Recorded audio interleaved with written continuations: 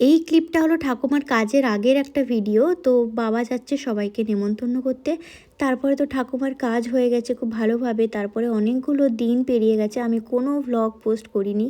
তার কারণ একটু ব্যস্ত তো ছিলামই, একটু মন খারাপও ছিল, একটু ডাউন ছিলাম আমি। যাই হোক, তারপরে তো আমাকে কাজে ফিরতেই হবে, তাই এখন বসেছি ভিডিও বানাতে।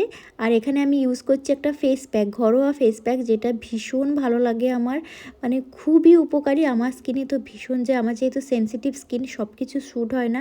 আর আমার স্কিনটা দেখো কেমন একটা ডাল হয়ে গেছে, র্যাশ বেরিয়ে গেছে, কোনো যত্ন নিইনি এই কদিন। সেজন্য এখানে আমি অ্যালোভেরাটা এইভাবে, পাল্পটা এইভাবে বের করে নিচ্ছি, চামচ দিয়ে সুন্দর বের হয় হালকা হালকা করে এরকম চেঁচে নিলে।